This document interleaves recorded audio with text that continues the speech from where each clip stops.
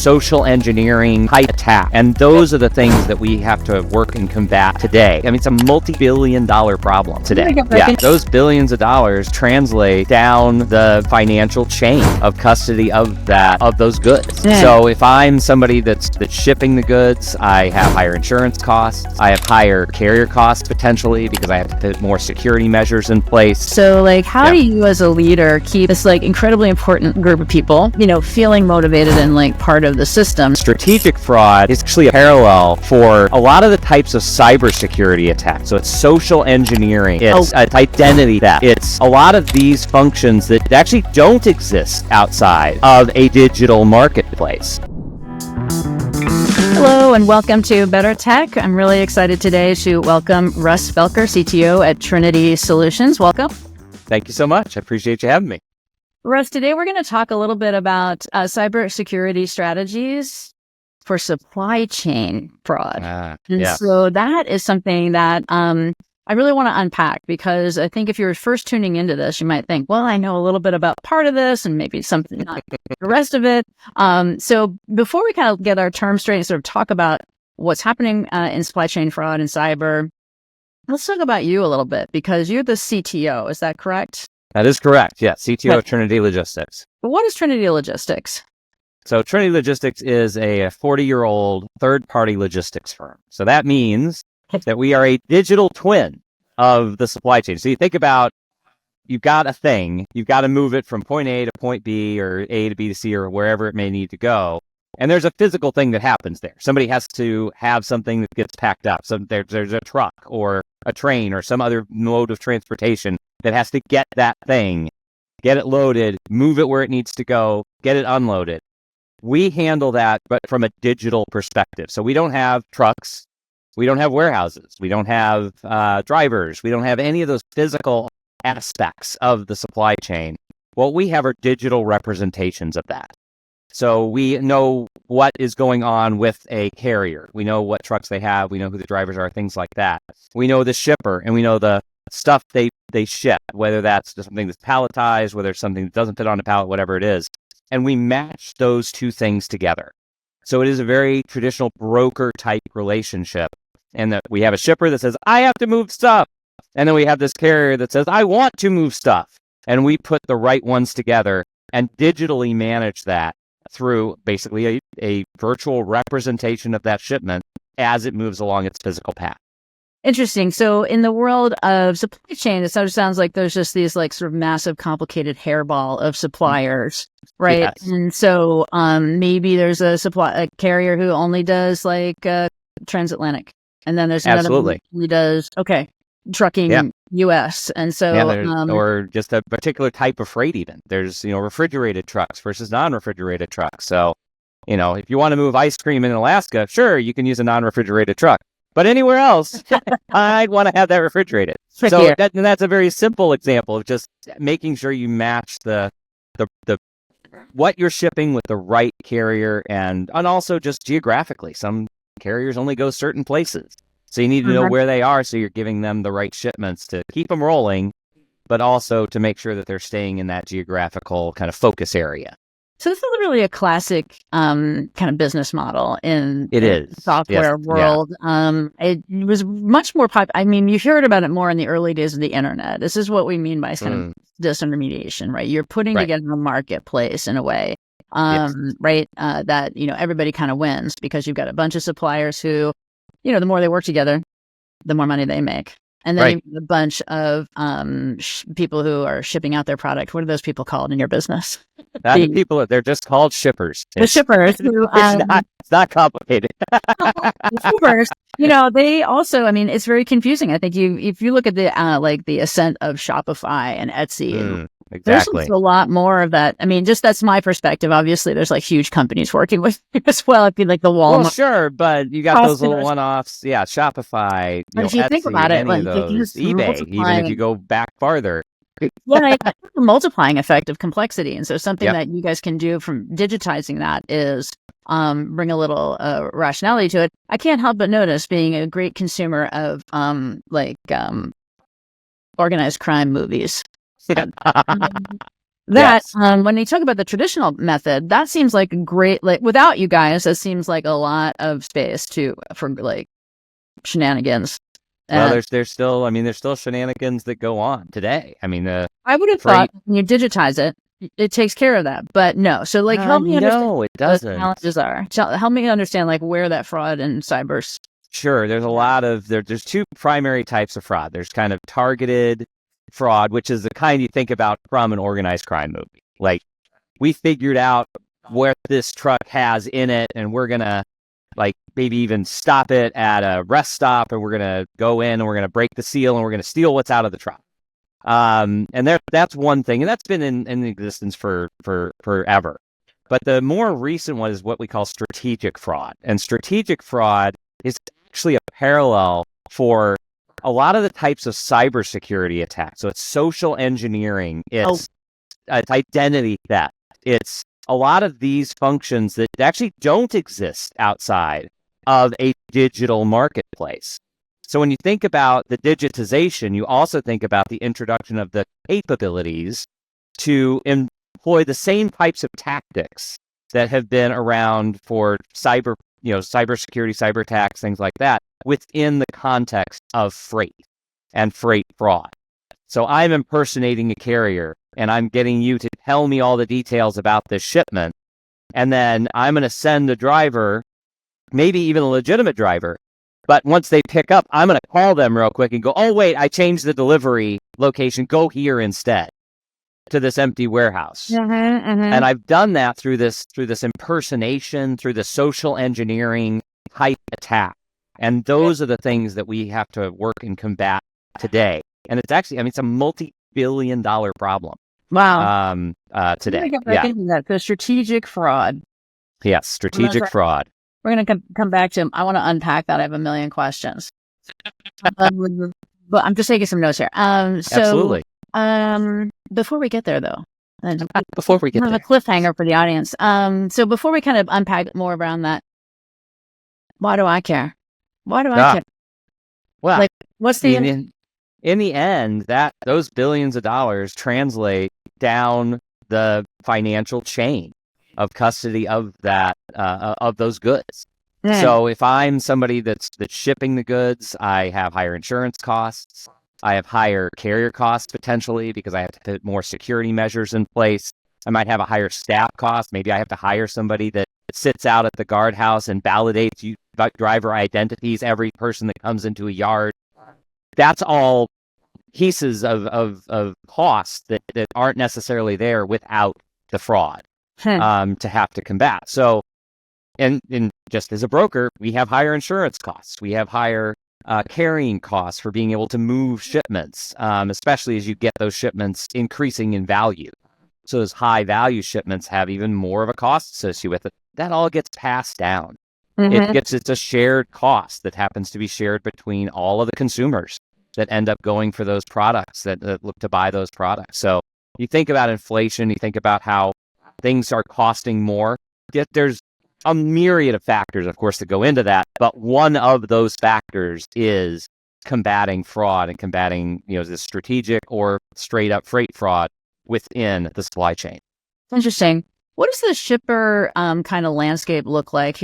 I'll give you an example of what I'm saying. So is 90% of everything shipped by two companies? Or, what does that break up to? How does it look? No, it is an extremely fragmented market. There are a number of shippers that are first person shippers. Then you've got secondary shippers that might take maybe a partially formed product in, add it to another product, and have a finished good. Supply chains are complex. They are worldwide and they are complex, with things coming in from a variety of different sources, all having to be timed and put together to get a finished product out. And there could be multiple stages to get from that unfinished goods to that finished product. And everybody has to move stuff. Nothing's happening. It's not like, oh, great, I'm going to do step one, and next door in this other manufacturing facility is step two. No. It's here. I'm going to do step one here in Mexico, and step two is going to happen. Maybe it's going to happen in Texas, but then there's a step three that happens in Utah. You got to get the stuff from each from each point to each point in the right time to finally get it then distributed out to where consumer can actually consume that good. Interesting. So it seems like it's just huge dollars and very complex and fragmented. It is. Okay. It is. Interesting. Before we kind of get into more of the strategic fraud and the strategies that I know you're bringing to us to talk a little bit about, you're a CTO. You're not a CISO. This is interesting. So in my company, cybersecurity does roll up to me in Trinity.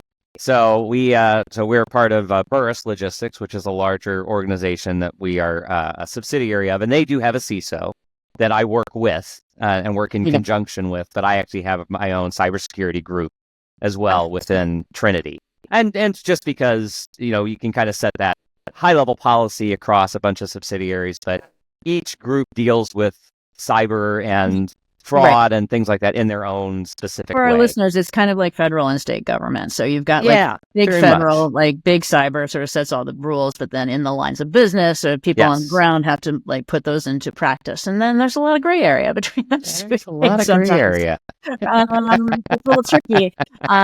And that's why we all have jobs. But exactly. So, what was I going to ask you? So, how did you get to what was your journey kind of getting to this role? Is this something you always wanted to do? Tell us a little bit about your professional background.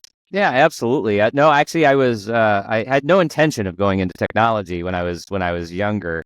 I started teaching programming when I was 12. So I learned to program and then taught programming at a local school where I grew up. It was actually a computer store, and they had a basic programming course. So I taught that when I was 12. That was my first language, yeah. And that was my intro into computers. And I was always into them, but when I went to college, my intention was to become a physician.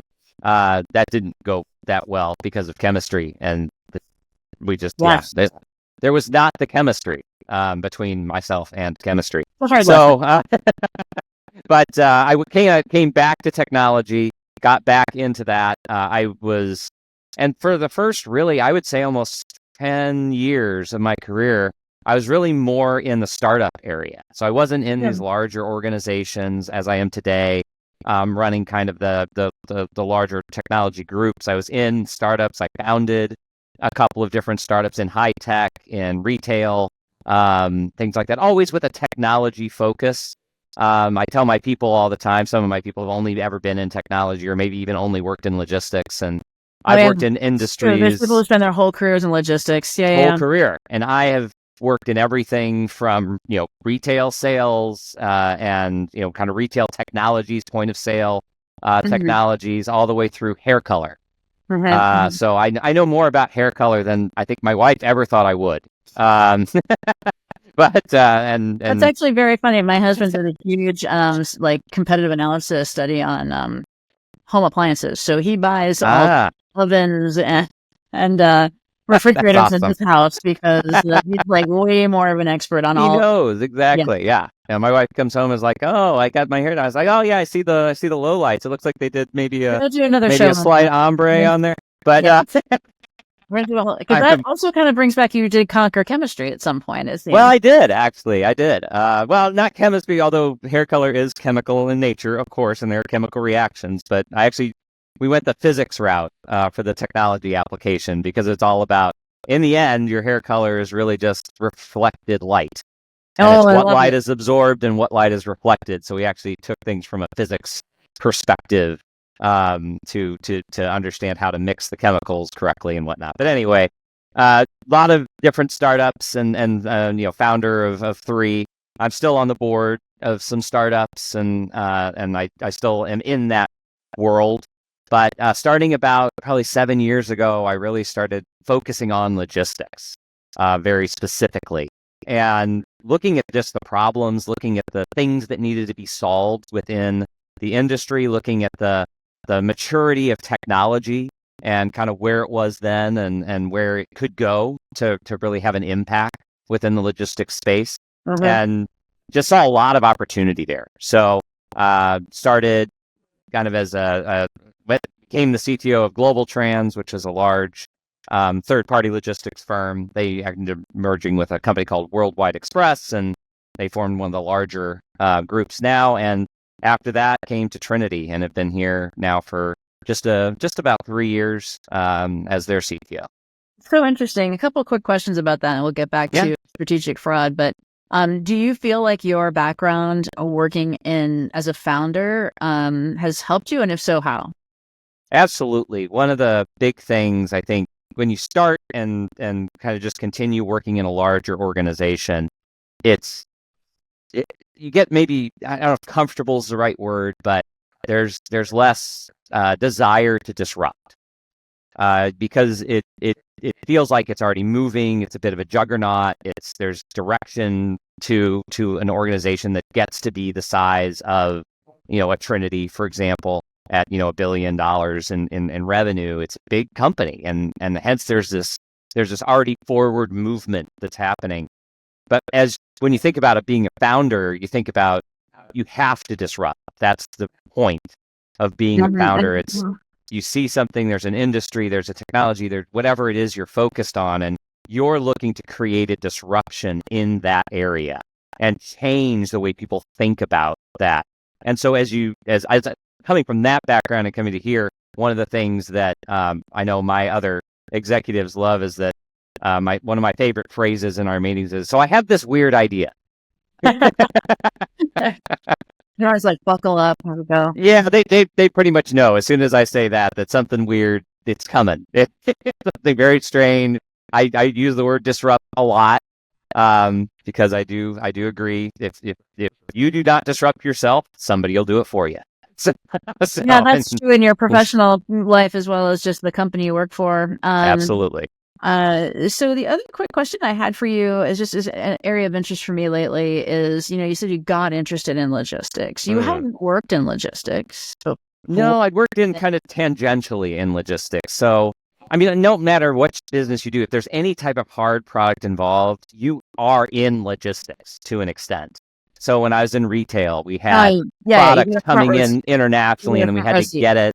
Yeah, when I was in hair color, I was working with groups like L'Oreal and Wella, and really trying to understand their supply chain flow. That's the key. How things were staged and their warehouse layouts, and how quickly things could get to customers. And so it really started to get me into that space. And then when I had the chance to kind of focus on it from this more broad perspective of 3PLs, which deal with lots of industries and lots of different supply chains, it just seemed like a really interesting set of problems that needed to be addressed.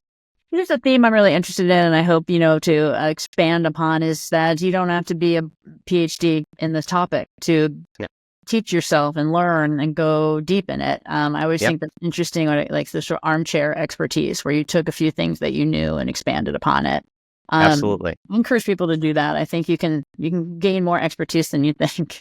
Well, and you give you have different perspectives, especially when you come from different areas, and you bring more to the table, perhaps. I think you do. Yeah, a mix of that longevity and tenure and newness coming together is a great mix. It is, especially in tech, I think, or any creative kind of thing that you're doing. So absolutely. So that's a really interesting background, and thanks for sharing that. Kind of getting back to the title of our show and talking about strategies for this type of strategic fraud. Let's just break down strategic fraud a little bit more, because when you think about it just at a high level, like what are the big buckets? What are the big boulders? When you think about strategic fraud, what are the first things you think about in the morning? Or like, what about these 3 things or these 4 things? So it's all about social engineering and helping people recognize when they're being socially engineered. So this is something that as cyber, it's changed. It is. And we all know why. There's 2 letters. So, but we've thought about it from a phishing context for a decade or more now. But it's when you start having it is a type of almost spear phishing, but instead of spear phishing being aligned to a person, it's being aligned to an industry. Let's just break down some of these terms in case people aren't familiar with them. Absolutely. It's probably there, but so phishing versus spear phishing, maybe. Yeah. So phishing is you get that generic email of, hey, there's a problem with everybody has to, you didn't pay your bill, or, oh, we had some problem. Everybody has to change their password. Click here to do it. Those are very broad kind of spectrum phishing attacks that happen on a regular basis. We all get them all the time. Then you got spear phishing. Spear phishing is where I'm going to target this person or this small class of people, executives at, this, or I've done research on you on Facebook or whatever it is, and I'm going to target something very specific to you and hopefully get you from that perspective. But like spear phishing, here's an email, right, like your CEO. Yeah. Or your boss. Could be that. Yeah. Or it could be, something that relates very personally to you. Then there's spear phishing from an industry perspective, where I'm targeting my email and my approach based on the industry you're in.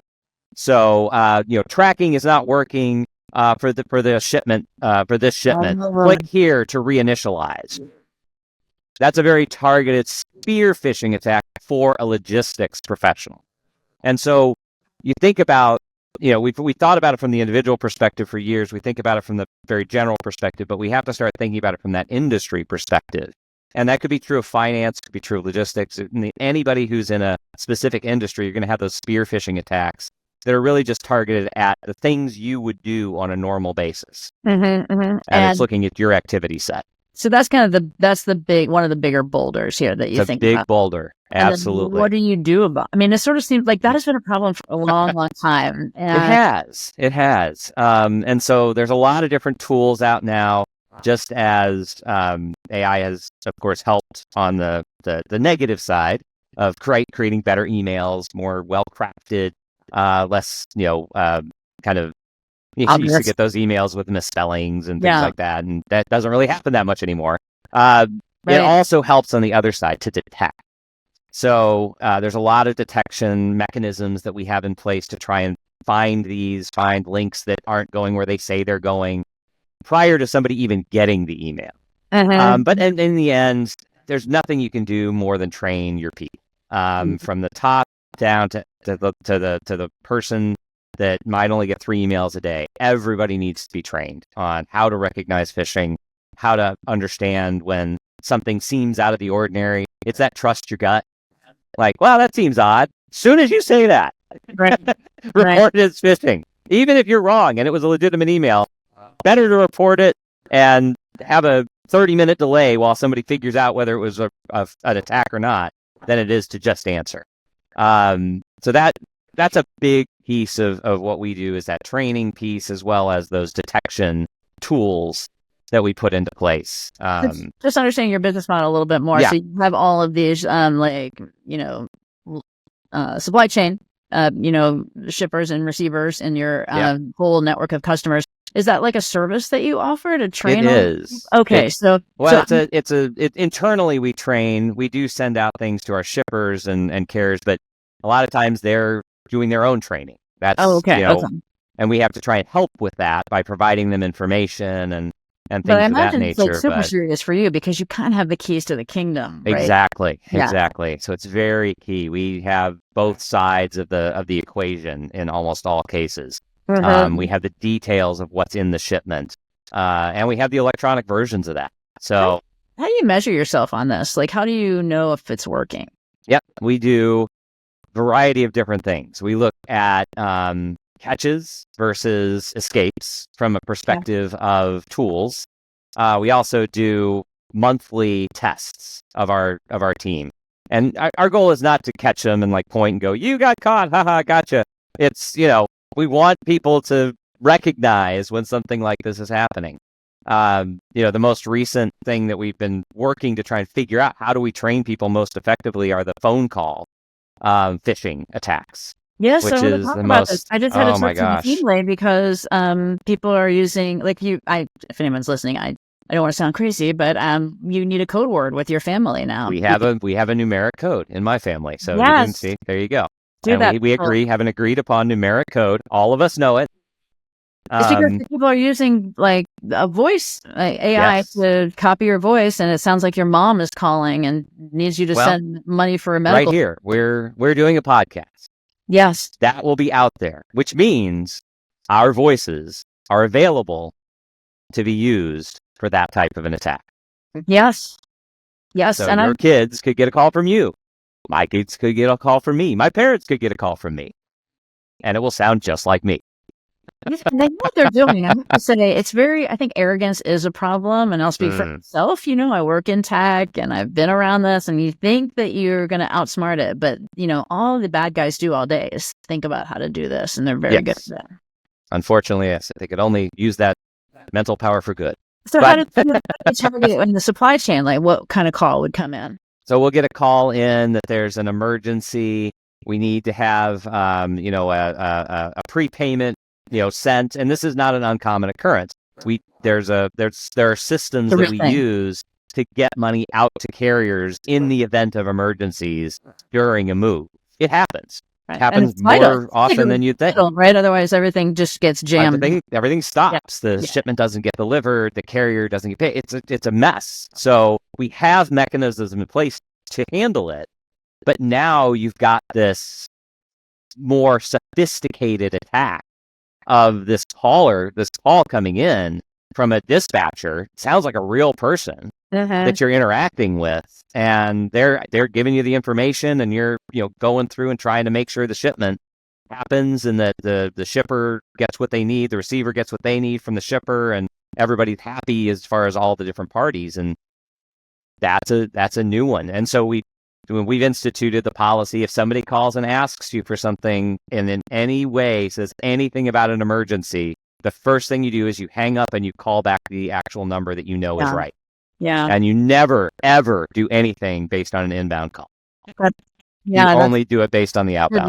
Good reminder on that for all of us. But, I think, that's, okay, so that's one of the big boulders. That's one of the big boulders. Things you mentioned that I think is just increasing. It's always been interesting, but it's kind of more interesting today, is the whole world of identity. And I'm going to ask you to talk a little bit about identity and as a strategy.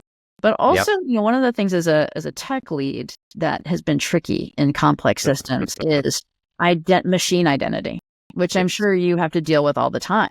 We do. Yeah, absolutely. And we're a zero trust shop. So that means we trust people over packets. Okay. So we first verify through many different mechanisms that we're dealing with a person. As soon as we get a hint that this is not, it's a person, it's a packet, it's just a packet of information, we immediately don't trust that. So there's a lot more verification that goes into two services talking to each other to make sure that is legitimate and that communication is legitimate. The type of communication, what's contained within the information packet. All of those pieces have to be scrutinized at a very, very low level. At a very low level and great detail, and it sounds like you've got a lot of multiple checks going on. Absolutely. There's latency, though. Latency is critical. Yeah, that can be a killer. Latency in the verification, in the examination of those packets. As soon as you introduce latency, it can lead to that injection. Well, it can lead to that injection, but also it makes others, want to do something that you get rage clicking and things on the user side. I am a rage clicker myself. My husband and I are unable to operate a website together. It drives me insane. I really need to kind of dive into this. Also, it's just an interesting area of tech of the multiple understanding if you're a person and if you're the person you said you were. Right. Maybe they kind of break that down for us a little bit. Yeah, absolutely. So people have patterns generally. So one of the best ways you can start to understand if this is a person is to start to look at those patterns and baseline those patterns. And we do that through a few different tools to create baseline profiles, essentially, of people. Like, this person tends to operate in this way.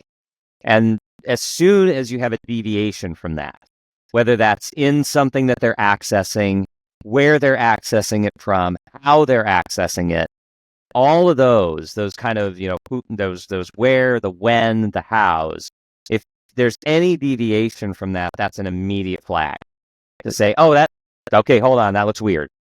And that's when you kind of pop I call it pop the question. That's that that MFA or that 2FA, whichever one you've got in place. But that's what immediately does it. So many times, I think we think of, MFA, and it's great. Yeah, I only have to do it once a week. And it's like, well, yeah, unless we have a who, a where, or a how. Once you get one of those questions that raises the question of who, the when, the where, the how, then you raise that question of who, and that's what prompts it. And that is a core, function that we use for identity. I think it's so interesting, and I'd also want like CEOs and those who are funding these. It's so complicated because there's so many more identity checks throughout this. In the olden days, it was like a moat, right? So you just check your identity, and then you're in the system. It was the walled garden. Yeah, it was that walled garden, and good luck. Once you're in the garden, you can frolic however you would like. The way modern distributed systems are built, not only from a security perspective, but this distributed cloud computing, is that you're kind of firing back to the identity proof, like hundreds of times more during a transaction, and so it gets complicated pretty quick. And it's interesting that you're doing that at the scale you're doing it. How are you like measuring your activity and how are you understanding if you're getting it all? Yeah, and the key is we have constant and consistent sessions where we just evaluate, hey, are we capturing from this flow, from this flow, from this flow? Are we capturing all of the transactions from these flows? And keep looking at, you're never at 100%. In the end, there's always some gap somewhere.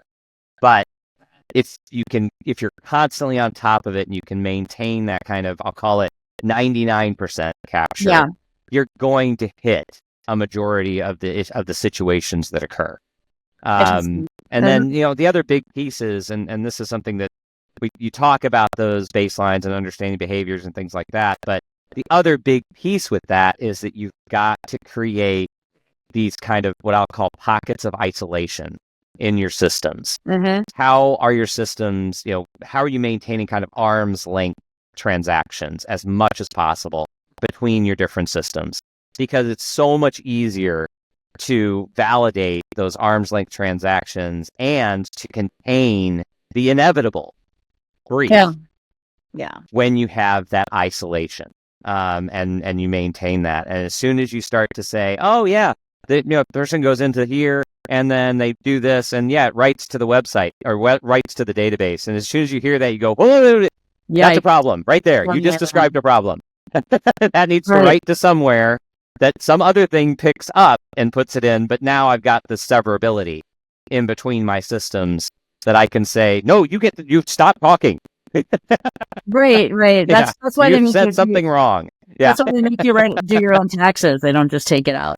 Right. Well, my favorite. There's a recent commercial that's out, and it has nothing to do with technology, but I think it illustrates this type of thing, this severability.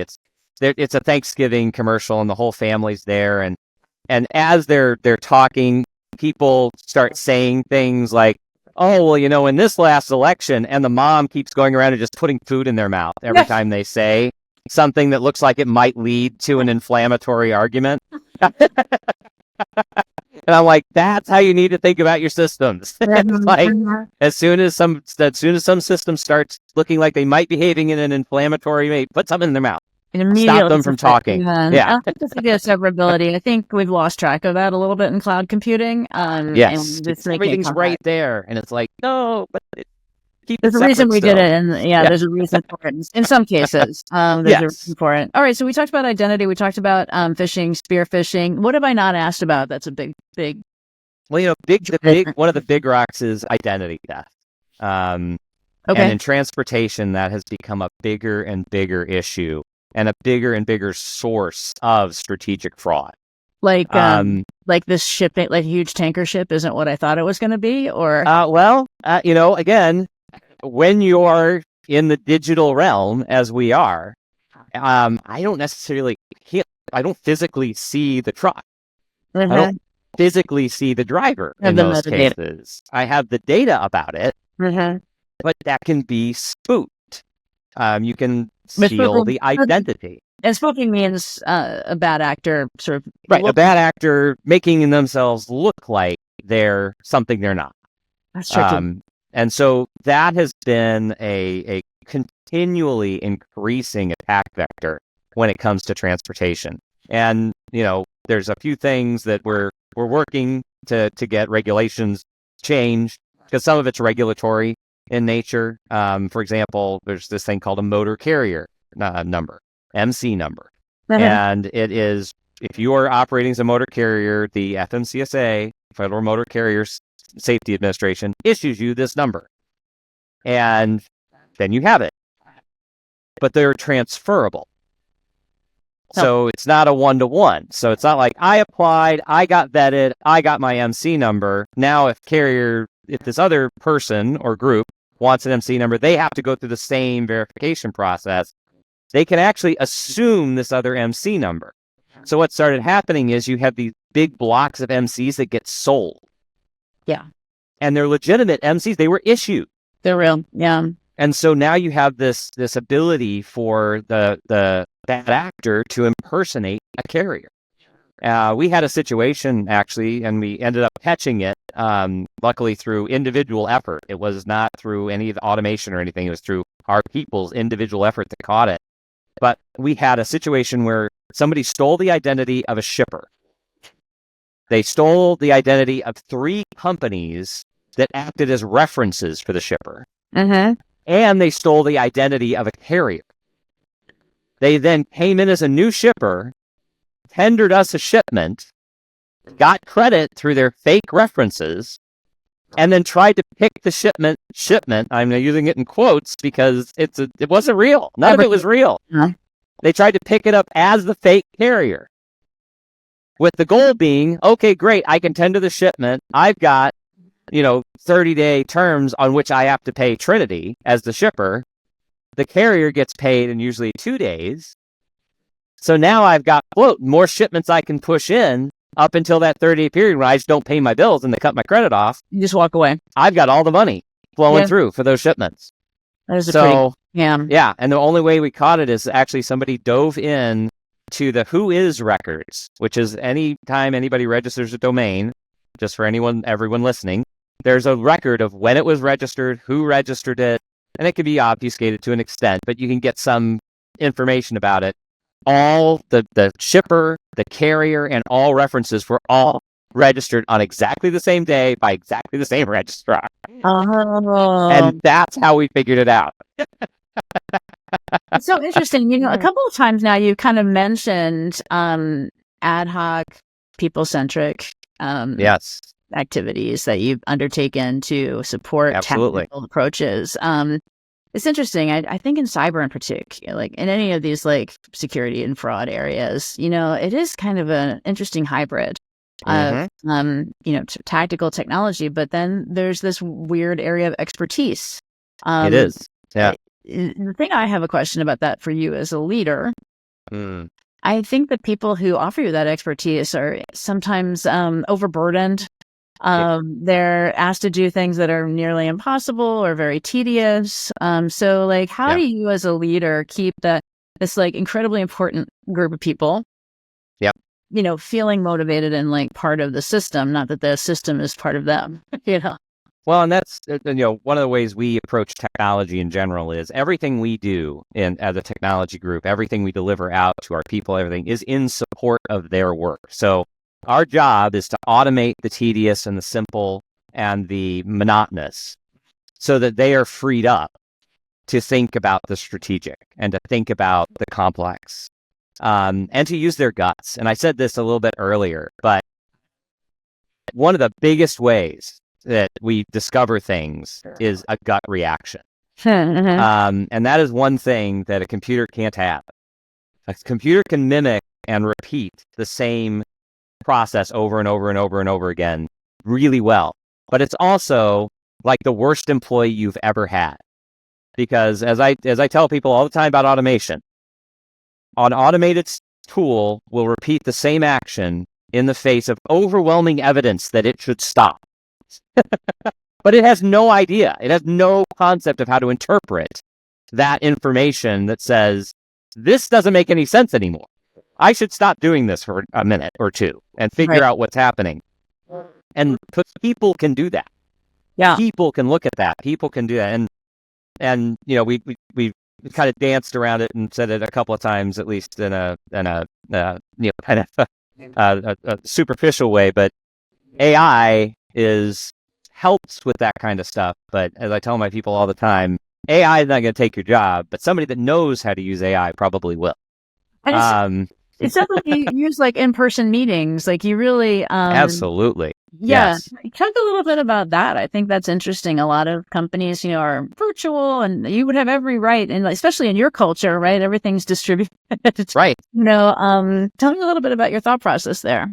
No, I think it's critical, and we engineer, no pun intended, that we have those in-person meetings on a very regular basis. Now, sometimes those take place over Teams, but as much as possible, we work to get our teams in a room, talking, kind of going off of each other and pinging back and forth ideas and looking at things, and that helps to just further along, further ourselves as far as ideas and new approaches, and is this working or is it not? And because it's harder to ask those questions, it's harder to have those conversations if you haven't had the individual interaction with somebody.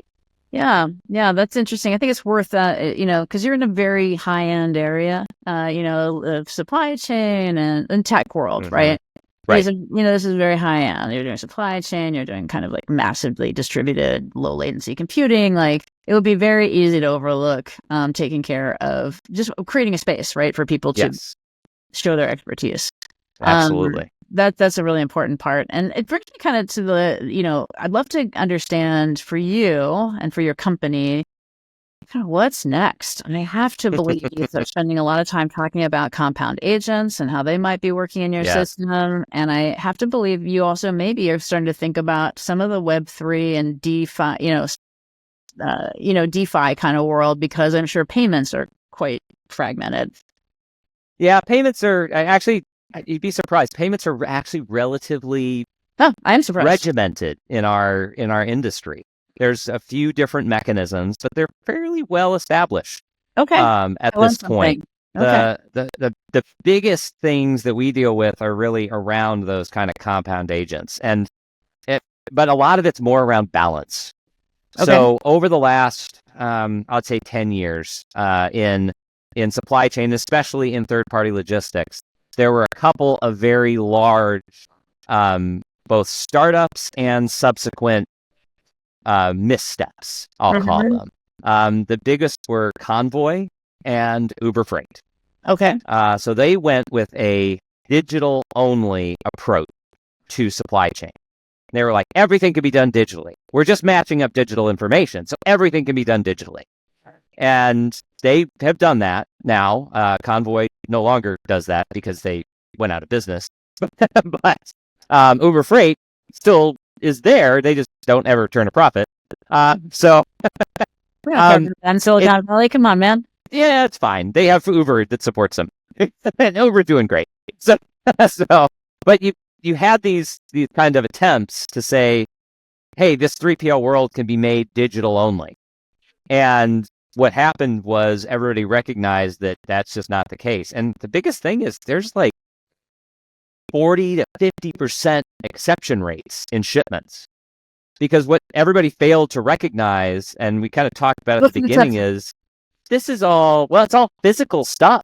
Okay. Like the truck gets there and they're loading it on and something weird, the pallet breaks and stuff spills out. And now everything's delayed and backed up, and all the things that were supposed to happen on these different schedules are now off. And the amount of reporting around that is like nil. No one knows about it until it starts actually occurring. And then you're scrambling to try and figure out what to do and how to rearrange things and how to move things. Or heck, a truck's driving down the highway and their engine breaks. Their engine just breaks down. We've had that happen. And they're in the middle of nowhere. Well, now you got to dispatch a truck. You got to figure out how to got to get towed somewhere. You got to do there's all of these things that have to happen. And having even a compound agent trying to figure all of those things out in a real-time situation accurately and with the best interests of the shipper and with the best interests of the carrier in mind is very difficult. So I think just to say it back to you, sort of theoretically, it seems like a great match, but in reality, it's hard to find the right use case because there's complexity.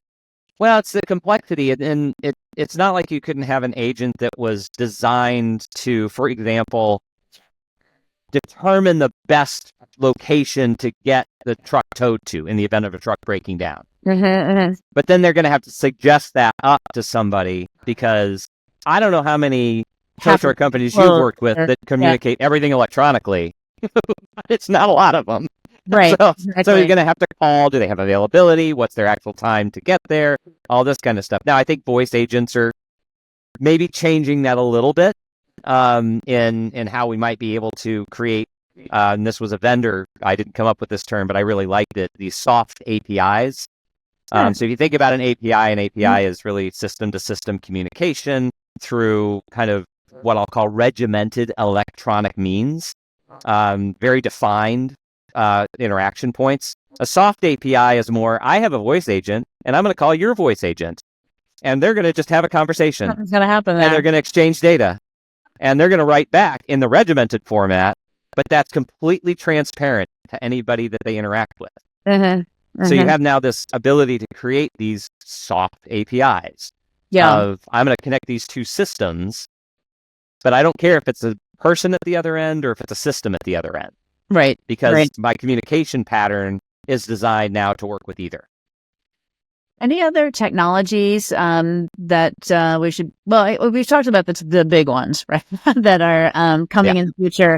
I guess one thing I was interested in is sort of what big changes should we be looking out for in supply chain coming? Just as an expert in the field, it's very not controversial, but it's centered. It's one of those underlying functions that in the end affects everybody, kind of like what we talked about at the very beginning of the conversation. I mean, it affects what you pay for whatever product you're looking to get. And so as we get a better handle on kind of what I'll call global supply chain identity and being able to verify and validate that these individuals that are maybe external to your core systems, and so maybe you don't own their identity, but you have ways to validate that identity and do so in a more automated or system-supported way, you'll start to be able to bring down the incident of that strategic fraud. And be able to do that. So things like electronic bills of lading that can be delivered out, persona validation, through connected means to ensure that the driver is who they say they are, not just to their face matched picture on the license, but is the license valid? Does the license have the right ratings, like a CDL, for example, as opposed to just a regular driver's license? And those types of verifications are nascent still within the industry. It's very much reliant on people making those those validations. Does the truck have the right logo on it when it pulls up? Right. That's something that's relatively easy to verify, but right now there aren't any automated ways to do it. It's a person that has to do it. It's the person working at the warehouse has to look and go, oh, yeah, that looks like what it should based on what I have here for the paperwork I've got and what's on that. And it doesn't look like it was a sticker that got thrown up on the side of the truck either. Oh, and this is a real truck and not like some rented U-Haul box truck. Right, exactly. So there's a lot of things that still need to happen around that. And I think that's going to be a big focus over the next few years. So it's going to be really maturing and standardizing around absolutely frontline tech. That's actually, I think that's really interesting for investors as well as people working in the industry to think about, is sort of maturity of the digital transformation. And I think you're sort of saying you're still kind of in the beginning of it. Yes. That's interesting. So here's the question I usually ask just to kind of wrap it up. It's really chatting with you, and it's an easy one. I like those. No worries. I'm always really interested to hear, like, how are you keeping informed on your industry, on the tech? So this could be like books, podcasts, sure, or whatever. Yeah, I mean, I read fairly voraciously. That's every morning I'm perusing multiple different news sources and kind of, reviews and technology sources and things like that. But I am a big proponent, and I myself participate in a lot of peer-based type interactions that get set up. There's a number of groups that organize them locally. I'm in Chicago, and so a lot of local organizations put these on. And in conversations with peers, I find so much information that I get. Some of it can be directly relatable to me, some of it not as much. But I mean, even just one I did recently, and I was at a table with a bunch of educators. They were all in education, and they're CTOs, they're CIOs, things like that. But just hearing the types of technologies they're using, how they're using them, why they're using them, what the trouble, situations they're trying to combat are, just gives me so much more perspective. And invariably, I walk away with at least one or two things, and I'm sure my team just loves it, because every time I go to one of these, I'm sending emails and now we're all about this thing, saying, "Hey, we need to look at this." But we've implemented, I would say, on average, at least one new thing, process, tool, what have you, from these types of interactions. Because I don't just hear about the product and about the kind of generic way that it gets used, but I hear about a very specific use case. Here's how we use it. Here was the result. And then I can share those back with my peers as well. And then the other one I do is I participate in a number of startup kind of evaluation, because there's always new stuff coming out. Always people are thinking of what's the next way I can use this or use that or do this a little bit differently. And if you're not keeping up with that, it doesn't spark your brain to think about how could I use this? How could I forward this within my organization? So that's kind of how I do it. I like it. So you're saying make sure you set up some options for serendipity. Don't just stay in the library reading. But it's true, there's a lot of meetups and opportunities now. I think maybe some of us, myself included, got out of the habit, right, of taking. That was the pandemic, right? And so they're there. Yeah, they're really good, especially in the tech world. That's always been a big piece of the world.